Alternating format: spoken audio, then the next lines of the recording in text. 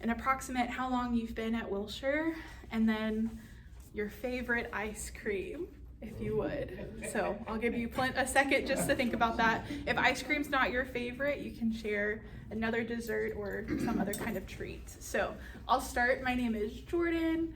I've been at Wilshire since just about August 1st, when I started as a pastoral resident.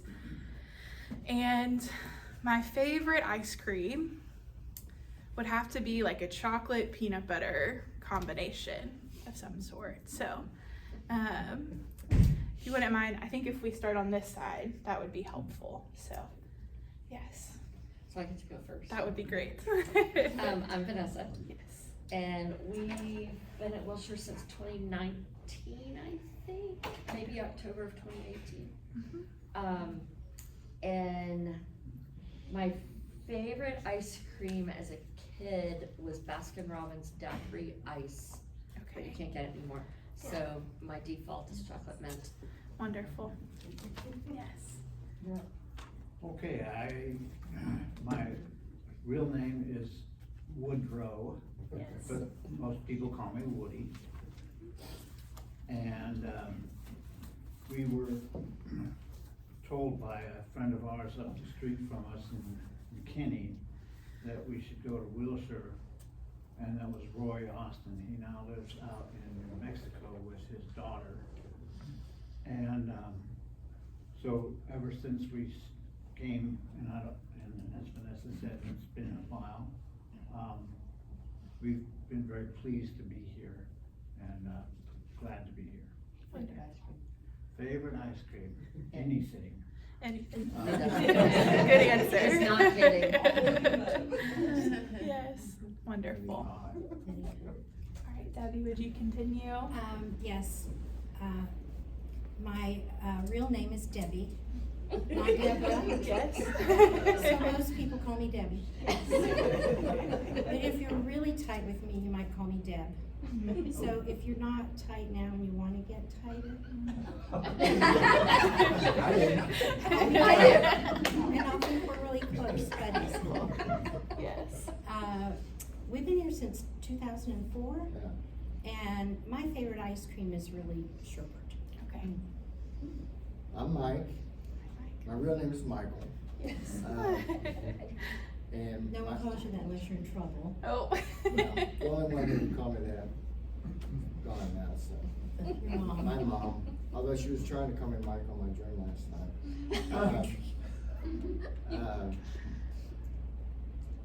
Strawberry, but it has to be Bluebell. Okay. Your Ice bluebell. cream. Excuse me. You're in enough trouble. Oh my goodness. Sorry. Okay. Texas Corporation.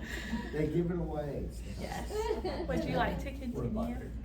Hi, I'm Samuel. Hi, Sam. For the most part. Joined Wilshire in 2016 and had to get back on the road for work the following year. Retired in 23, so been here since then. Favorite ice cream? I cannot pronounce the brand's name. I just discovered it. It's vanilla bean flavoring. Llewellyn? Yeah. Yes. How do you say it? Yeah. How do you say it? I'm serious. Yes. It's very expensive. Okay. It's really, really worth it. Wonderful. Expensive, but with Worth it yes. now and then, not all the Yes. time. Wonderful. Let's sneak back here. I'm Richard, also known as the Elevator Whipping Boy. Oh. I've been here since 2014, and my favorite ice cream is anything that Tillamook makes. It makes Bluebell taste like crud. Oh. Oh no. And I stand by it. I've seen those containers and they look so good, Oh, but I just can't get myself to. Tillamook is Okay. awesome. Yes. Sorry, Mike. I'm Jeff. I'm not a Jeffrey because my grandfather was Jefferson, so I'm Yes. Jeff. There you go. 35 years, Wonderful. mocha almond fudge. Mocha almond fudge. Okay. Wonderful. Right here. I'm Mary, Hi, Mary. unless you knew me as a child growing up, and then I was Mary Ruth, Yes. because my mother was from Mississippi. Double names. All the double names. That's right. I dropped the Ruth. Yes. Anyway, Yes. let's see. I think you know our some of our family, Kimberly and Clint. I do. I was at their house this I week. know, so. I know. I'm Yes, Y'all were able to get together. absolutely. And favorite ice cream is butter pecan. Butter pecan. Good choice. Kenton, Hi, Kenton. Rocky Road. Rocky Road. Wonderful. In the back. I'm Steve, but my favorite name is Stevie because that's what my 2-year-old grandson. Oh, yes. Oh, yes. Been at Wilshire for 45 years, and my favorite ice cream is one that you probably never see anymore. It's homemade vanilla ice cream in one of those little silver cylinders. Oh, yes. Oh, there you go. Yes. My family makes that for 4th of July every year. That's one of our favorites. Yes. I'm Gail, Hi, Gail. and I actually came to Wilshire in 1964, and was here for 3 or 4 years, went away, came back in 1976, so I've been here ever since. Yes. What else? Oh, ice cream. I think I'm gonna go with Vanessa and say chocolate mint. There you go. Yes. Hello. I'm Steve. Hi, Steve. I've been here since March of 1961. Yes. A little while. I'm also in chocolate mint. Chocolate meds. Yeah, I have less polite names, but I prefer stuff. Wonderful. Hi, Charlie. I'm Charlie. I've been here since May the 8th of 2023. Wonderful. And the best ice cream in the world is a lemon crumble concrete from Ted Drew's Frozen Custard in St. Louis, Missouri. There we go. I believe you. I believe you. Yes. No substitute. Yes. Hi, Cindy. Cynthia, don't go by that. I'll answer to Cindy. Don't shorten it to Sin. Yes. Been here since March 24. Yes. Ice cream's my favorite dessert. Love all of it. Kind of a custard snob. I think my favorite recently is a kid's sundae of vanilla custard from Andy's with their pecans, which are the best pecans in the Yes. That's a good choice. Yes. I'm Chris. We've been here since 2020. I love ice cream. My favorite was Haagen-Dazs cherry vanilla. Oh. But as of a year ago, I can't have ice cream Oh. anymore. No dairy. So I'm now having sorbets. Yes. And I like all the fruit flavors. So it's okay. It's okay. Yes. It's fine. We love for you. I'm Al. Hi, Al. My real name's Alan. I like Alan. I like Alan too. Al's good. My favorite ice cream. So I'm not a big ice cream guy, but my favorite ice cream is Wild About Harry's chocolate custard. Had nothing to do with the ice cream. Harry and I were friends. Oh, yes. And we were taking our kids in there when they were really little. Loved the guy. He died a few years back. Terrific human being. I'm Matt, his real name is Matthew, and when I was growing up, I was the only Matt until I met another Matt in college, and now there's a million little Matts everywhere. There sure are. But you were the original. Sunday school teachers loved to call me Matthew because it was a biblical name, Yes. and all that. Yes. But I've been here 2 years, and favorite is pineapple sherbet. Pineapple sherbet. Interesting. I'm Mike, Hi, Mike. officially Michael. Prefer Mike. Been here since 2017. And favorite ice cream, butter pecan. Wonderful. I am Terry, and like a good Catholic Irish girl, it is Teresa Ann. Yes. Double names, Double yes. names. And salted caramel is my absolute favorite, any brand. Absolutely. I'm Douglas, and we've been here for the back and forth for the last couple of years. And my favorite ice cream is black walnut. Okay. I don't think I've had that one. So, I'm Sandy, my name is Cassandra, but call me Sandy, my family calls me San, but only my family. Yes. And we've been here 2 years. My favorite ice cream is anything chocolate. Yes. But Hugo's is my favorite. Wonderful.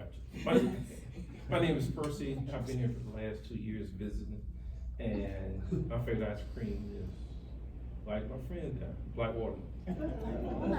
Okay. Yes, and then we met. I'm Marcia, and this is my husband. Yes. And my favorite ice cream is Bluebell Millennium. Oh, yeah. Wonderful. We could go up to the front. Yeah, I'm Jim, and this is Nancy, and she's shy, so I'll speak for her. Hi, Jim. Hi, Nancy. We're not here, we're visiting. We've been visiting about 2 weeks. And we're probably gonna join the church, but we haven't made a final decision.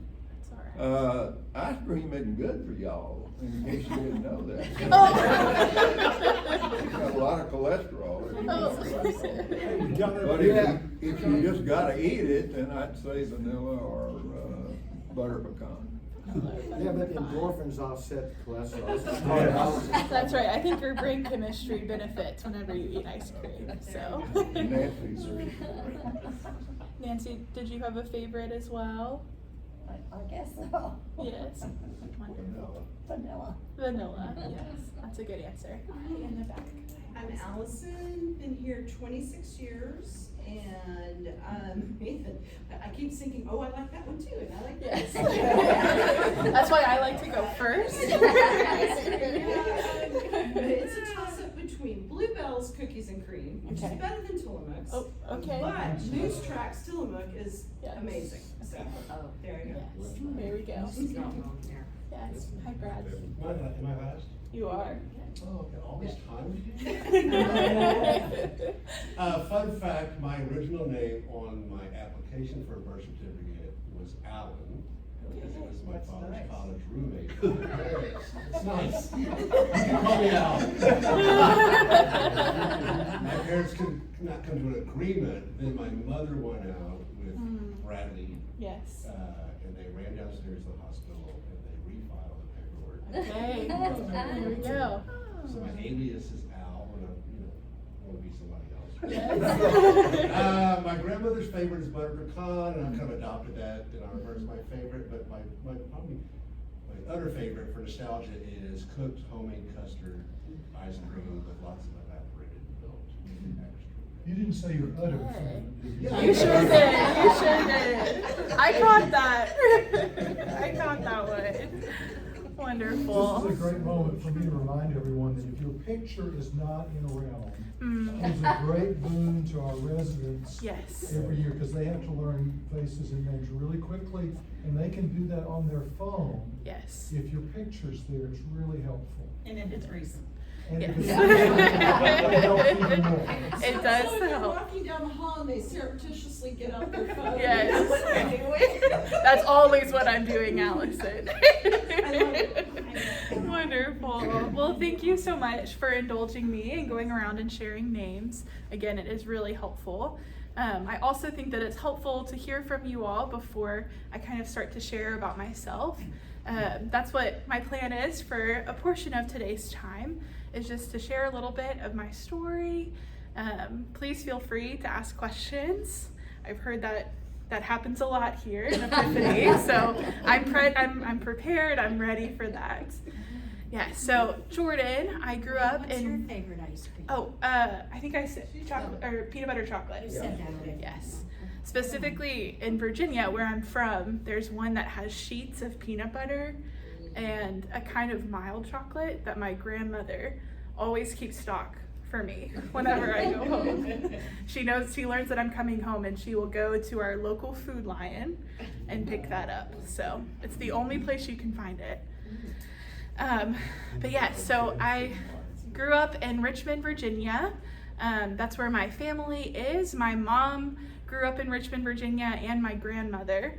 And that's about as far back as I know, but I'm sure further as well. So Richmonders at heart. Yes, I have a mom and a dad, an older sister and a younger sister. And yes, my sisters and I have grown and become friends in adulthood, but I also ascribe to all of the middle child stereotypes. Growing up, there was a 10-year age gap between the two of them, and I was right in the middle, and so all of the middle child stereotypes apply to me. But I'm very grateful to have them as some of my biggest and loudest supporters now. Yes. My grandmother, I mentioned, who keeps ice cream stocked for me, she recently moved into my parents' house. So when I go home at Christmas, that is who I will be spending time with. So I grew up in Richmond, Virginia, in the same house all of my life up until pretty recently. And then for college, I went to Old Dominion University, which is in Norfolk, Virginia. If you have any kind of naval ties, you'll know Norfolk, Virginia. If not, it's close to Virginia Beach. So I went to college with a beach on campus and a really nice beach about 20 minutes away. And that was just wonderful. I would go and sit at the beach in February, bundled up, of course, but would go and I led Bible studies at the beach.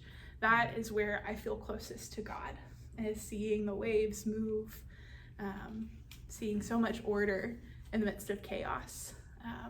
That is where I experience God most clearly. Yes, just a little bit about my journey as a woman in ministry. I grew up in a house and in a church where women could do some things in the church, but there were limitations. And so when I, as a 6-year-old, after I had been baptized, told a family member, "Hey, I'm called to be a pastor," my family member unfortunately was not able to meet me in the way that, in the way of full affirmation. And so it's been a journey for me to recognize my calling, to step into what it looks like to be a woman in ministry, a woman called by God to serve the church. So when I went to college at Old Dominion, I started as a chemistry major. I actually kind of miss it some days. I miss the math. That's kind of how my brain works, is a very analytical kind of thing. But my first year of college, I took a world religions general education course. And in this course, my professor was incredibly critical of everything. He grew up in the church and converted to Tibetan Buddhism in his adulthood. And so he took the approach of just criticizing every religion. And that might have been one of the first times that I really heard critique towards Christianity, toward this faith that I grew up with. And I kind of loved that, honestly. I learned to ask questions, and also the things that I really was very set on. And at one point during this course, this professor pulled me aside and said, "Jordann, I really think that you should consider seminary," which totally out of left field. I was like, what in the world? But he said, "The way that you engage with people that you disagree with makes me think that you would be really, that the church might be the place for you." And I told him no. I told him, no, that doesn't fit with my plan of chemistry. I was gonna be a chemistry teacher. After I changed my major, my first week of college, I was planning to go to med school. And I was like, no, I'm not doing that anymore. But I think God has this way of keeping conversations in our minds, things that we just can't let go of. And I could not let go of this moment with this professor. That summer, I worked at a summer camp with several young middle school and high school girls, and got the chance to do pastoral care. And I watched as God cared for these young girls through me, and was just amazed. On moments when I didn't have the words, God would give words, and I would leave the conversation and be like, whoa, that's beautiful. What a gift that I get to be part of this. And then right after that, so for like the course of about 6 months, God placed in my life a mentor. Her name is Caitlin Brown. She was the first woman that I met who felt a calling to be a senior pastor. And in my first conversation with Caitlin, I shared these different pieces that I was seeing build, and I didn't really know what they meant. And she was the first person in my life to affirm that God was calling me to ministry. And as soon as she affirmed me, she put me to work. And so I started working in churches around Norfolk. She was the campus minister of our Baptist student ministry at Old Dominion. And so she said, let's get you connected and put you to work. And so since then, I've been on my trajectory. Caitlin and her husband Ethan both attended Truett Seminary at Baylor University. And so when I was looking at seminaries, her husband actually made a flow chart for me. And the only possible option was Truett. It was Truett or go back to the beginning and start again. And so I applied to Truett, was really looking forward to being in a place that unequivocally supported women in ministry. And that was mostly my experience there. I had a lot of professors who cared for me so very well and poured into me. And also, as you have read in the news over the last several months and had in conversations, it's been difficult to watch this institution of Baylor kind of change during my time. Amanda, our other resident that started in August with me, she also graduated from Truett, but about 3 years before I did. And her experience and my experience were pretty different as I watched decisions and choices being made. But one of my favorite parts of my time at Baylor was working as a resident chaplain.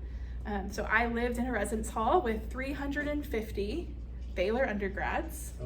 They were my best friends and also some of the most frustrating creatures at 2 and 3 o'clock in the morning. I learned very well how to knock on walls and remind them that there were people trying to get some sleep around them. But that was such a gift. And then when I met with Charlie back in January to talk about Wilshire's residency program, I immediately was just so excited. I had interactions with Mark Wingfield through a book that I received at CVF, and then also with Heather through talking about advocacy. And yeah, I'm so grateful to be here. I have told this story quite a few times, so you might have heard it, but the day that I interviewed with a council of, was it 8 or 10 or 12? I don't know. It's like thousands. Yes, that's what it felt like for sure. And I met Timothy for the first time by camera. I left that and just cried, because part of the reason for that was the scripture that I had been praying that morning was the one that we ended with. And I was like, oh, God, I so desperately want to be in this place in this season. And the next day when I got the email, I was just overjoyed. And I continue to be overjoyed and grateful to be here. So that's kind of my spiel. I'd love if there are questions, we can do that. I also have a short lesson that we can look at. I have one question. Did you ever go back to that first professor who recommended you go to seminary? I did. I don't think he remembered me. You know, there are conversations that we have that are so meaningful for us that are just commonplace for other folks. His name is Jeremy Moody. And I never had another class with him. Wait, actually I did. Sorry, I was in college during COVID. And so I had an online class with him. And he was very kind. He gave me an extension for something. But I had another professor, Jim Van Doore, who also was at ODU, who did all of the Christian classes. And he continued in that, being very critical and helping me to ask questions. Yes. So in this journey, how is your family part of this journey, and what do they think at this time? Yeah, absolutely. So the hardest conversation that I've ever had was the conversation where I called my parents and said, I am changing my major. I'm not doing chemistry anymore. I'm going to pursue this calling on my life to pursue ministry. It was incredibly difficult. They still were not ready to meet me in a very positive way. I think out of their own fear, that they really hadn't seen. They didn't have an idea of what women in ministry and a senior pastor or a pastoral role in general could look like. And especially from the moment that from that conversation, I was like, I'm telling you, I'm not talking about kids ministry. I have a lot of love and care and respect for those who pursue kids ministry, but that really is just not where I see God calling me. And I think that was especially difficult for them. My mom actually is a kids minister, so so that conversation happened my sophomore year of college. And then a year later, I had my first pushback from a friend who said, true, it's wrong because they support women in ministry. And for some reason, I felt like I needed to call my parents and tell them about this. And my parents, for the first time, said, we love you and we support you 100%. And so I didn't know this, but my parents had been going through this journey of their own, looking at scripture and talking with people, and they were ready to fully affirm me a year after I shared with them that God was calling me. So last year, summer of 24, yes, sorry, time is weird. Both of my parents and my grandmother read scripture in my ordination service, which was such a gift. And my dad, he says that he will call me every time I preach and give me notes on what I could do better. And my mom really has come around to the idea of me in ministry. So, yes. So, Darren does this thing a lot of times at youth camps, he calls high lows. What's a high and what's a low since you've been here since August? Oh, well, a high.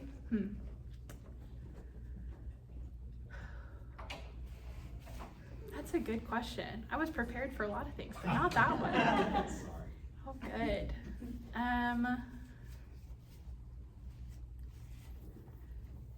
Very transparently, I am working through a lot of nervousness and anxiety. I think coming here and just the ways that I respect so deeply the folks who are working and leading here at Wilshire, I think I've become really nervous. And so I would say that has been a low recently of trying to work through that and trying to get to a place of confidence and assurance in the words that I say and the ways that I say them. So I think that has been something that has been discouraging at times, but I'm hopeful that as I continue that will get easier. And then I just have really loved the opportunity to get to know the other residents. I think that has been just such a gift in this time. Amanda and I knew of each other, and we actually have a very strong, both of us have a mutual friend. So I knew of her, but really getting to spend time with her and sit in meetings where she will ask the questions that I don't know to ask, and I will ask the questions that she doesn't know to ask, that has been truly just such a gift. So. Can I just say that, you can't do anything about your internal nervousness and everything, but when we are doing it right around here, we're supposed to be a teaching congregation and really encouraging. And so I hope that what you will experience over the next 2 years is a bunch of love and constructive criticism and encouragement. And I hope you will not have a logical reason to feel nervous, but I also myself, I understand sometimes logic doesn't go into those emotions. So. That's right. Thank you. And that has been really what I have received. A couple weeks ago, Judy Arborough came to me after I had led Wednesday night the week before, and she just touched my shoulder and she said, "You don't need to apologize. We are grateful that you are here, and our job is to be here and to support you." And there have been so many instances like that where I really have felt very supported. So I think just as I do the things more and more, it will get easier.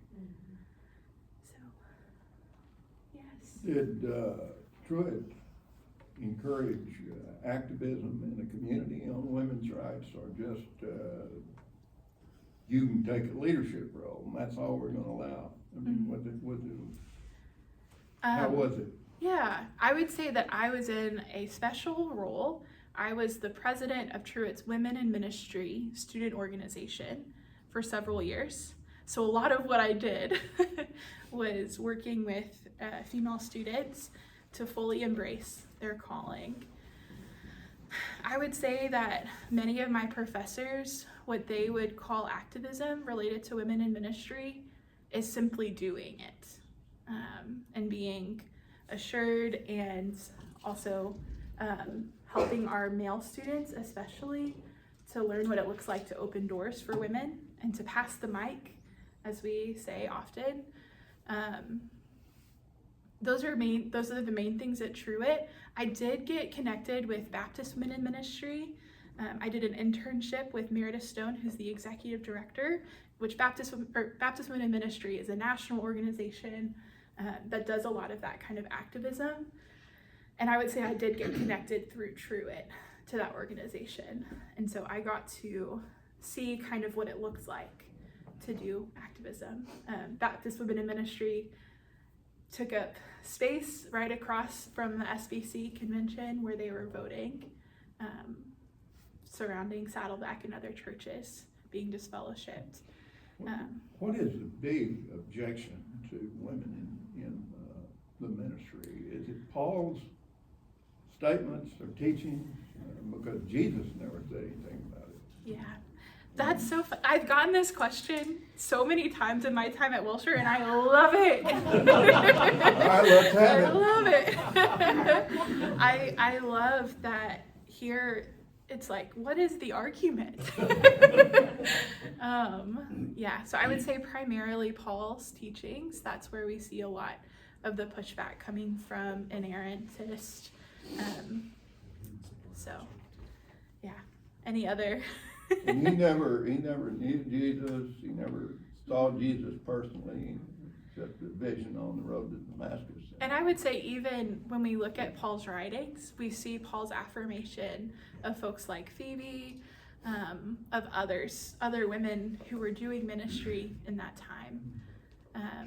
But when we take a couple of verses out of context in scripture, we can use that to prove just about anything, unfortunately. Well, whoever said God was a man anyway, can't you push that on and start arguing that we should refer to God as she rather than he? You should. I hear you. Yes. I think I saw another hand. Maybe not. It's an old bear, I'm curious, what dorm? Brooks Residential College. Oh, dear Lord. So, which has been remodeled. It's actually now one of Well, the they older knocked buildings. it down. They I mean, did, the old and one. and it's now one of the older buildings, even still. So my chaplain apartment was one of the smallest. I think now it is the smallest, but that's okay. My guinea pig and I were just fine. And tell them the name. Yes, my guinea pig's name is Meredith Gray. I've had Meredith Gray since 2019, so she is a geriatric guinea pig. Every time I have somebody else watch her, I have to say, friend, you need to know that this is a geriatric guinea pig, and also I will be sad when she passes, but it's okay. Yes. I've heard that that's what happens with guinea pigs. So we'll see. I'm hoping not over Christmas. But yes, and then I also just got a puppy, which that's another high. I have a puppy that is a corgi named Biscuit, and she is wonderful. So I love her dearly. We're still going through the puppy phase. She's 9 months old. So. Hey Jordann, can I ask your view of, since you're kind of in this transition time at Truett, where it's clearly morphing into something different. I'm interested in your take on how did the men at Truett who were with you respond to that? Were they there to help you, affirm you, or were they kinda, you know, Like the saying, men's oh, students? about time. The students, Men's- Yeah. the men's So, students, your peers. Yeah, I would say, first of all, kind of some of the transition that I've seen at Truett really has not been about women in ministry, but rather about the LGBTQ community. Truett was a place that was very moderate, where a lot of different people could come and have different opinions, and I've kind of seen that kind of shift. But also there have been some male students that have pushed back against women in ministry, and I've been in classes and conversations with that. One of the most helpful parts of that conversation is that all of our professors are undoubtedly affirming of women in ministry.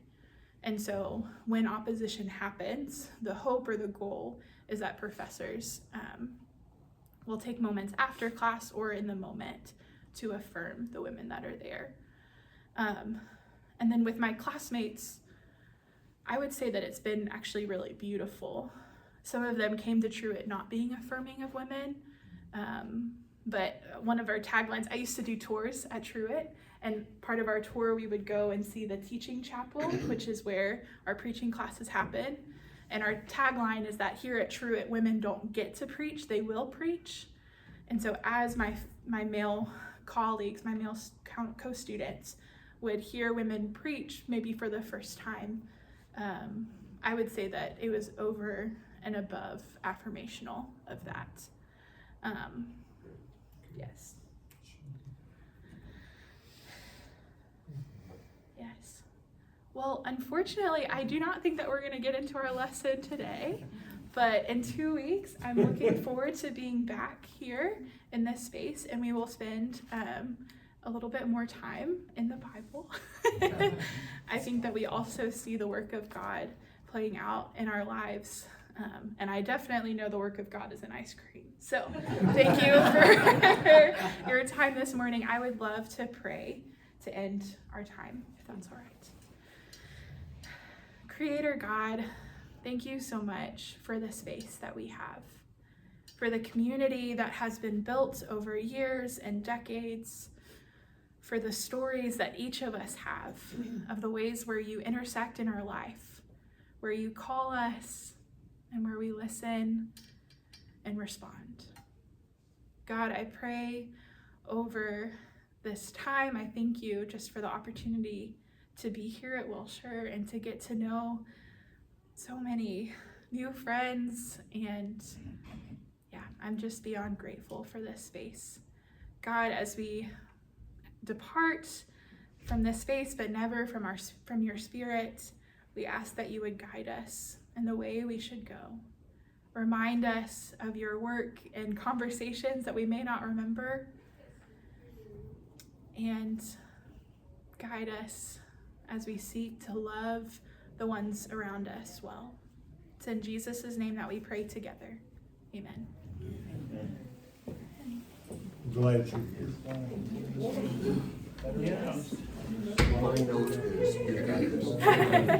Thank you.